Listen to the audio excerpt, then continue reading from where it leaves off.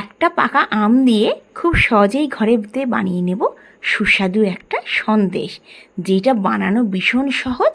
আমের সিজনে আপনারা কিন্তু এই সন্দেশটা খুব সহজেই ঘরে বানিয়ে নিতে পারেন।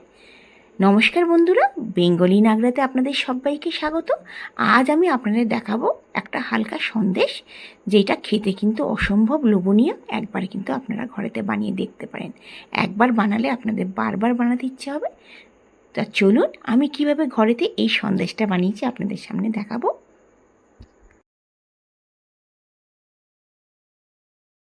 প্রথমে আমি একটা বড় সাইজের আম নিয়ে নিয়েছি, আটিটাকে বাদ দিয়ে দিয়েছি। খোসা থেকে পাকা আমগুলোকে চামচের সাহায্যে বার করে নিয়েছি।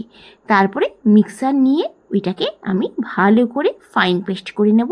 এতে কোনো দুধ কিংবা জলের কোনো রকমের দরকার নেই, কারণ আমেতে জল থাকে। আচ্ছা, আপনারা আম একটার জায়গায় দুখানা আমও দিতে পারেন, কম বেশি করতে পারেন। আমি একটা বড় সাইজের আম নিয়ে নিয়েছি। এইখানে আমি 1 লিটার দুধ নিয়ে নিয়েছিলাম। তাতে আমি দই দিয়ে, আপনারা চাইলে ভিনিগার দিয়েও কাটতে পারেন, আমি দই দিয়ে এটাকে পুরো ছানা বানিয়ে নিয়েছি। এখানে মোটামুটি 200 গ্রামের মতন ছানা হয়েছে। আচ্ছা, আমি হাত দিয়ে 4 থেকে 5 মিনিট ধরে আমি ভালো করে এই ছানাটাকে চটকে নেব। অবশ্যই এই প্রসেসটা করবেন। আর যদি আপনাদের হাতে করতে অসুবিধা হয়, মিক্সারে আপনারা 2-3 বার একটু ভালো করে চালিয়ে নিতে পারেন। অবশ্যই যত এই ছানাটা নরম হবে, তত কিন্তু খেতে অসাধারণ লাগবে। একদম নরম পাকের সন্দেশ তৈরি হয়ে যাবে। অবশ্যই এই প্রসেসটা 4 থেকে 5 মিনিট ধরে করবেন। দেখুন, আমি ভালো করে এটাকে হাত দিয়ে চটকে নিচ্ছি। আপনারা চাইলে হাতের যে তালু আছে সেটা দিয়েও আপনারা ভালো করে ম্যাশ করে নিতে পারেন। দেখুন কি সুন্দর মিহি হয়ে গেছে। অবশ্যই এই মিহিটা হওয়া দরকার, নালে কিন্তু মিষ্টিগুলো একদমই ভালো হবে না। আচ্ছা, একটা ফ্রাই প্যান নিয়ে নিয়েছি। আমি আমটাকে ভালো করে মিক্সারে ফাইন পেস্ট করে নিয়েছি। আর গ্যাসের ফ্লেমটা লো করে আমি এই আমটা যে পেস্ট করেছি সেটা আমি একদম ফ্রাই প্যানেতে ঢেলে নেব। এতে কোনো জল দেওয়ার দরকার নেই। আচ্ছা, আমি হাফ কাপ ঘরেতেই চিনিকে পাউডার সুগার বানিয়ে নিয়েছি। এই চিনিটা আমি হাফ কাপ দেবো, কারণ আমটা এখন ভীষণ মিষ্টি আছে। আর আপনারা কিন্তু চিনি কম বেশি করতে পারেন। আপনারা চাইলে হাফ কাপের জায়গায় কিছুটা বেশিও চিনি দিতে পারেন। 10 মিনিটের মধ্যে এই মিষ্টিটা তৈরি হয়ে যায়। আচ্ছা, চিনি দেওয়ার পর চিনিটা ভালো করে 4 থেকে 5 মিনিট গ্যাসের ফ্লেম মিডিয়াম করে আমরা এটাকে একদম শুকিয়ে নেব। কিছুটা শুকিয়ে যাওয়ার পর তারপর আমরা ছানাটা দেব। কি দারুণ, দেখুন আমের কালারটা কিন্তু একদমই চেঞ্জ হয়ে যাবে। আচ্ছা, এবার অনেকটাই শুকিয়ে গেছে। এবার আমি ছানাটা দিয়ে দেব। ছানাটা দিয়ে খুন্তির সাহায্যে ভালো করে এটাকে মিশিয়ে দেব। দেখুন, গ্যাসের ফ্লেমটা কিন্তু এই সময় একদম লোতে রেখে দেব। লোতে রেখে দিয়ে খুন্তি দিয়ে আমি ভালো করে এই ছানাটাকে ম্যাশ করে নেব। এতে কি হবে, মিষ্টিগুলো খেতে দারুণ লাগবে। অবশ্যই এই প্রসেসটা করবেন। যখন মুখে দেবেন, একদমই এই সন্দেশগুলো মুখে গুলে যাবে। দেখুন, আর এখন আমের সিজন, অবশ্যই এই প্রসেসে আপনারা কিন্তু বানিয়ে নিতে পারেন এই সন্দেশটা। দেখতে কিন্তু দারুণ লাগে, এত সুন্দর একটা কালার আসে আম দেওয়াতে। অবশ্যই। আর যদি আপনারা ভাবেন যে আম দেবো না, তাহলে আম ছাড়াও সেম প্রসেসে মিষ্টিটা বানিয়ে নিতে পারেন। দেখুন, 4 থেকে 5 মিনিট আমাদের সময় লাগলো শোকাতে। আচ্ছা, আপনারা চাইলে এর মধ্যে 4-5টা ইলাইচি আছে, ইলাইচিটাকে হামানদিস্তা দিয়ে একটুখানি কুটে আপনারা দিয়ে দিতে পারেন। আমি দেবো না, কারণ এই আমের গন্ধটাই বেশ ভাল লাগে। আচ্ছা, হাফ কাপ আমি গুঁড়ো দুধ দিয়ে দিলাম। আপনারা কিন্তু অবশ্যই গুঁড়ো দুধটা দেবেন, তাতে কিন্তু টেস্ট কিন্তু অনেকটাই বেড়ে যাবে। আর যদি আপনারা ঘরেতে ধরুন গুঁড়ো দুধ নেই, তখন আপনারা কিন্তু খোয়া দিতে পারেন। খোয়া ক্ষীর দিলেও কিন্তু টেস্ট বেড়ে যাবে। আপনারা হাফ কাপের জায়গায় 1 কাপ দিয়ে দিতে পারেন। আর সাপোজ হয়তো খোয়া ক্ষীরও নেই, পাউডার মিল্কও নেই, তাহলে আপনারা 4-5 চামচ একটু মালাই দিয়ে দেবেন। তাতে কিন্তু ভীষণ ভালো টেস্ট হবে। আমি কিন্তু একদমই ঘরের যেসব জিনিস থাকে সেটা দিয়ে আমি বানিয়ে নিচ্ছি। গুঁড়ো দুধ দেওয়াতে কিন্তু খেতে অসাধারণ লাগে।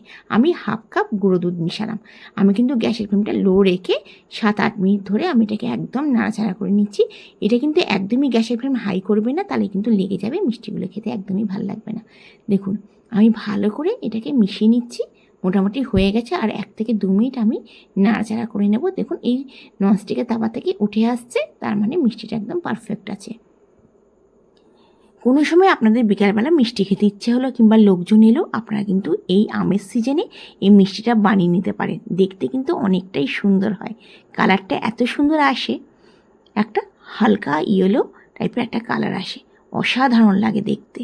এই আমের সিজনে এই মিষ্টিটা কিন্তু একবারে বানিয়ে দেখতে পারেন, ভীষণ ইজি, 10 মিনিটে তৈরি হয়ে যায়। আপনারা ছানাটা আগে থেকে যদি বানিয়ে রেখে দেন, মিষ্টিটা করা ভীষণ ইজি। আচ্ছা, আমি ভালো করে নাড়াচাড়া করে নিচ্ছি। আপনাদের যদি ভিডিওটা দেখে ভাল লাগে অবশ্যই লাইক করবেন। যদি আমার চ্যানেলকে এখনো পর্যন্ত সাবস্ক্রাইব না করে থাকেন তাহলে সাবস্ক্রাইব করার অনুরোধ রইল। আপনারা ঘরেতে অবশ্যই বানাবেন, বানিয়ে কমেন্টসে আমাকে জানাবেন। একদমই ইজি মিষ্টি, একবার বানিয়ে দেখতে পারেন। একবার যদি আপনারা বানান, মাঝে মাঝে আপনাদের বানাতে ইচ্ছে হবে।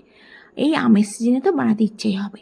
আচ্ছা, আমি গ্যাসের ফ্লেমটা বন্ধ করে গরম অবস্থায় থালার মধ্যে ঢেলে নিচ্ছি। আমি একটা বাটার পেপার দিয়ে দিয়েছিলাম এবং বাটার পেপারটাকে আমি অয়েল ব্রাশ করে নিয়েছিলাম। প্রথমে থালার মধ্যে আমি অয়েল দিয়ে দিয়েছিলাম, তার উপরে বাটার পেপার দিয়ে তাতেও আমি কিন্তু অয়েল ব্রাশ করে নিয়েছিলাম। দিয়ে তারপর খুন্তির সাহায্যে মিষ্টিগুলোকে একদম বরাবর করে দেবো।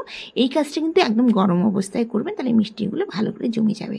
আচ্ছা দেখুন, আমি ভালো করে এটাকে চিপে নিচ্ছি। আচ্ছা, আপনারা কেক টিনেতেও কিন্তু এই মিষ্টিটা বানাতে পারেন, স্কোয়ার শেপে, গোল শেপে, যেরকম ইচ্ছা করতে পারেন। আমি একটা ছোটো থালা নিয়ে নিয়েছি, তাতেই দিয়ে দিয়েছি। আচ্ছা, ওপর থেকে আমি কাজু বাদাম ওই ঘিসুনি আছে, ঘিসুনি দিয়ে আমি ভালো করে ঘিষে নিয়েছি। আপনারা কিন্তু কাজু বাদামের জায়গায় কিন্তু পেস্তাও দিতে পারেন, দেখতে কিন্তু সুন্দর লাগবে। আচ্ছা, এর মধ্যে আমি কাজু বাদামটাকে ঘিষে নিয়েছি, আর এর মধ্যে আমি শুকনো নারকেল রেখেছিলাম, সেই শুকনো নারকেলটা আমি ওপর থেকে, প্রথমে আমি কাজু বাদাম দিলাম, এইটা কিন্তু আমি শুকনো নারকেল দিয়ে দিচ্ছি। দেখতে কিন্তু দারুণ লাগবে আর খেতে অসাধারণ লাগে। আচ্ছা, খুন্তি দিয়ে আমি একটুখানি চেপে দেব, যাতে এই নারকেলটা আর কাজু বাদামটা না উঠে যায়।